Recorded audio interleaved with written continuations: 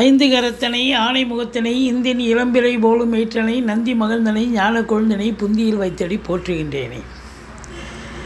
ஹரிநாராயண துரித நிவாரண பரமானந்த சதாசிவசங்கர். யோகிராம் சுரத்குமார் யோகிராம் சுரத்குமார் யோகிராம் சுரத்குமார். ஜெயகுருராயா. உலகெங்கிலும் வாழ்ந்து கொண்டிருக்கும் டிவி நேயர்களுக்கு டாக்டர் சைதை ராஜாவின் அன்பான வணக்கங்கள். நாம் இப்பொழுது இந்த எபிசோடில் ராசி பலன்களை சொல்ல போகிறோம். வாக்கிய பஞ்சாங்க அடிப்படையில் கிரகங்கள் 12 ராசிகளுக்கும் எப்பேற்பட்ட பலனை வழங்கப் போகிறது ஒவ்வொரு ராசியாக என்பதை பார்க்கலாம். சிம்ம ராசி காலபுருஷனுக்கு 5வது ராசி.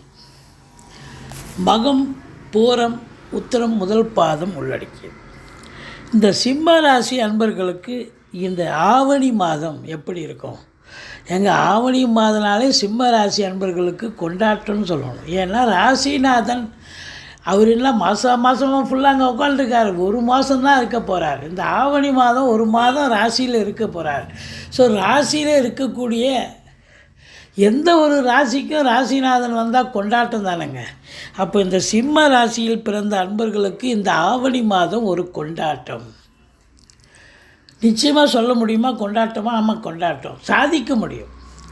அதாவது ரொம்ப நாளாக பெண்டிங்கில் இருந்த ஒர்க்கு முடியும், நிலுவையில் இருந்த வேலை முடியும்.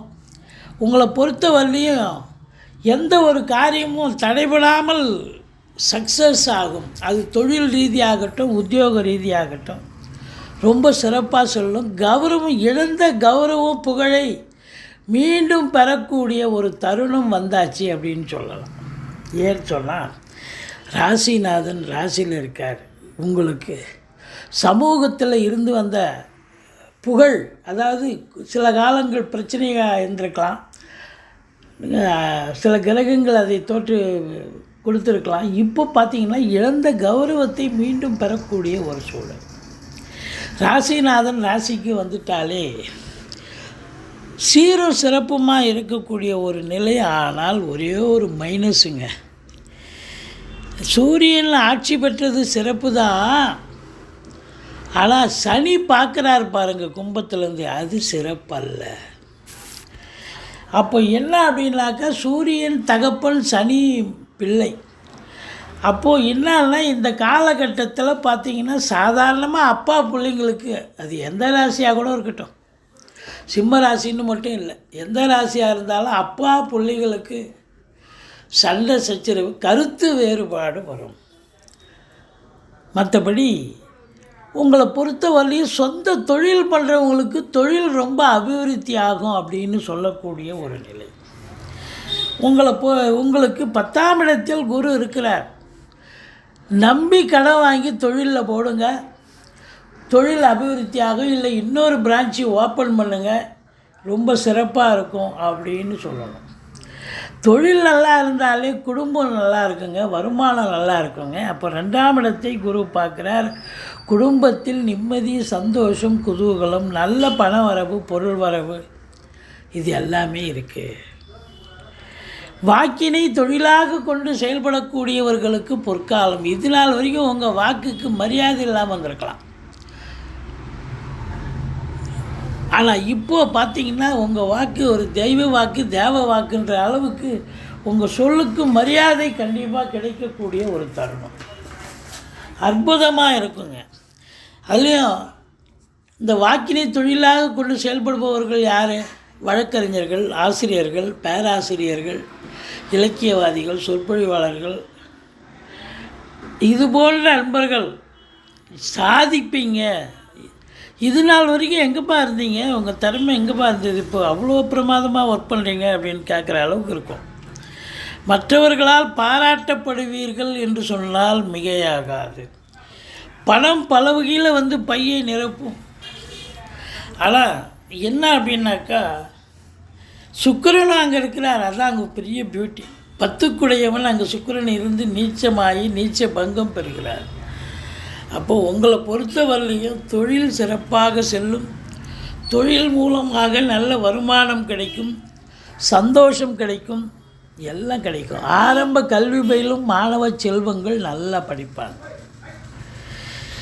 4ஆம் வீட்டை செவ்வாயும் பார்க்குறார், குருவும் பார்க்குறார். செவ்வாய் 10 நாள் தான் பார்க்குறாரு, இருந்தாலும் குரு ஃபுல்லாக மாதம் முழுவதும் பார்க்குறதால வண்டி வாகனங்களால் ஆதாயம் உண்டு.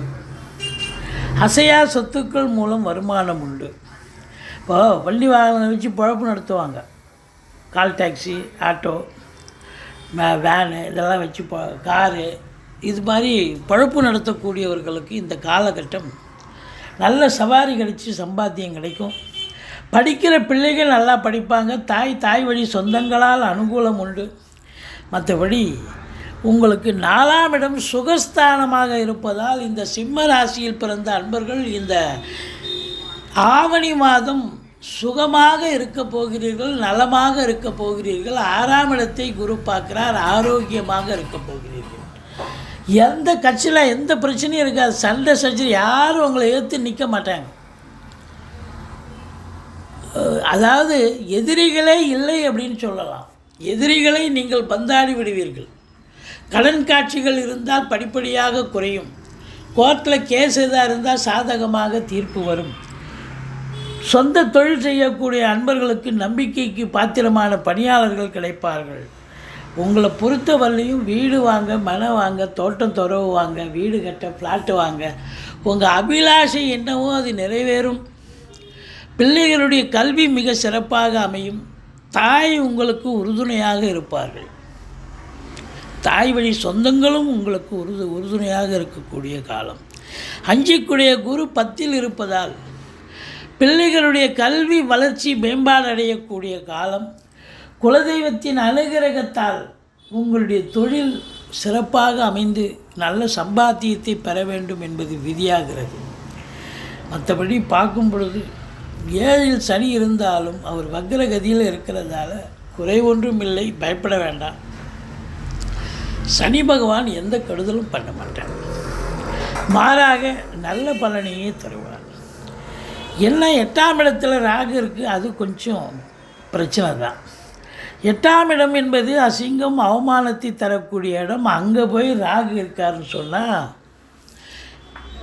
ஏதாவது ஒரு பிரச்சனை உங்களுக்கு தேவையில்லாமல் நீங்கள் போய் வம்பு தும்பில் மாட்டக்கூடாது. அடுத்தவங்களுக்கு நல்லது பண்ணுறேன்னு போய் பிரச்சனையாகி போலீஸ் ஸ்டேஷன், கோர்ட்டு, வம்பு வழக்குன்னு பண விரயம் மட்டுமல்ல நேர விரயம் கூட ஆகக்கூடிய நிலை. அதனால் ரொம்ப ரொம்ப ரொம்ப ரொம்ப எசென்சியலாக இருக்கணும். தேவையில்லாத அசிங்கம் அவமானங்கள் வரும். ஆனால் வெளிநாடு வெளியூர்னு போயிட்டீங்கன்னா நீங்கள் இந்த இதெல்லாம் நிகழாது. ஏன்னு சொன்னால் அது உங்களுக்கு சாதகமாக மாறிவிடும்.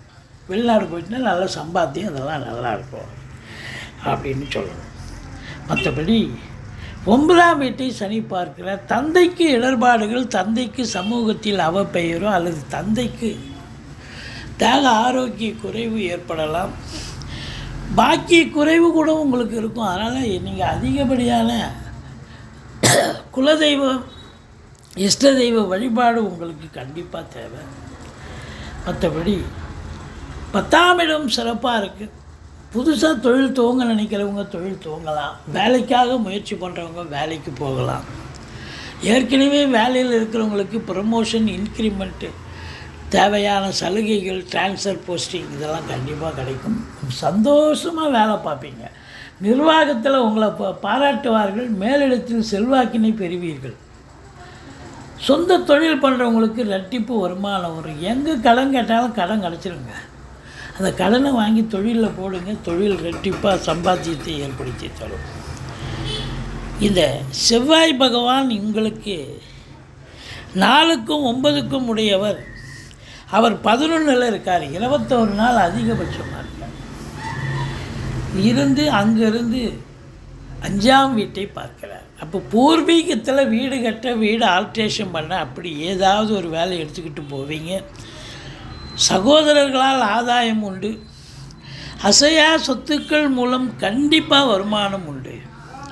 அதில் குறிப்பாக இந்த செவ்வாயினுடைய ஆதிக்கம் நிறைந்த பில்டர்ஸ், ஃப்ளாட் ப்ரமோட்டர்ஸ், கட்டிட கலைஞர்கள், புரோக்கரேஜ் பண்ணக்கூடியவர்கள், தரகர்கள், விவசாயம் சார்ந்த பிரிவு, செங்கல், மணல், ஜல்லி, ஆழ்வர்ஸ் போன்ற பிரிவில் பணிபுரிபவர்கள் இவங்க மட்டும் இல்லை. அரசாங்கத்தில் காவல்துறை, தீயணைப்புத்துறை, மருத்துவத்துறை, இராணுவத்துறை, ரசாயனத்துறை போன்ற பெரிய அதிகாரிகளாகட்டும், கடைநிலை ஊழியர்களாகட்டும், தனியார் துறையில் வேலை பார்க்குறவங்களாகட்டும், எல்லோருக்குமே இந்த காலகட்டம் ஒரு அற்புதமான ஒரு நிலை, நல்ல ஒரு சந்தோஷம், நல்ல ஒரு ரெகக்னேஷன் கிடைக்கக்கூடிய தருணம் என்று சொன்னால் மிகையாக.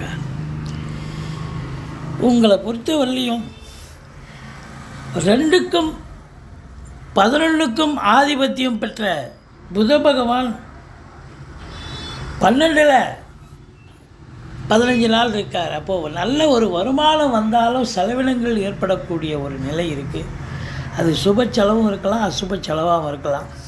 15 தேதிக்கு பிறகு ராசியில் இருப்பதால் சூரியன் புதன் சேர்க்கை, புதாதித்ய யோகம் ஏற்படுவதால் கல்வி நிறுவனங்கள், கல்விக்கூடங்கள், கல்வியாளர்கள், கல்வி பயிலும் மாணவ செல்வங்கள் இவங்களுக்கெல்லாம் ஒரு பொற்காலம் அப்படின்னே சொல்லலாம். மொத்தத்தில் பார்க்கும் பொழுது உங்களுக்கு 15 தேதிக்கு பிறகு நல்ல ஒரு வருமானம், நல்ல ஒரு சம்பாத்தியம், கையிருப்பு, அதாவது சம்பாத்தியம் கையில் மிச்சம் தங்கும் அப்படின்னு கூட சொல்லலாம். இந்த ராசியில் பிறந்த அன்பர்களுக்கு 5ஆம் தேதி, 6ஆம் தேதி, 7ஆம் தேதி தமிழ் தேதியை தான் குறிப்பிடுறோம். சந்திராஷ்டம நாள் வர இருப்பதால் மிகுந்த எச்சரிக்கையோடு இருங்க. மற்றபடி குறை ஒன்றும் இல்லை.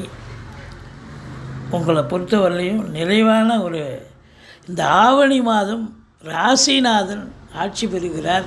சாதிக்கக்கூடிய ஒரு மாதம் இருந்தாலும் ஒருவித பய உணர்ச்சியோடு, ஒருவித தயக்கத்தோடு செயல்படுங்கள். சாதிக்கப் போகிறீர்கள் என்று சொன்னால் மிகையாகாது. துர்க்கையை வழிபாடு செய்யுங்கள். வாழ்க்கை வளமோடும் நலமோடும் அமையும்.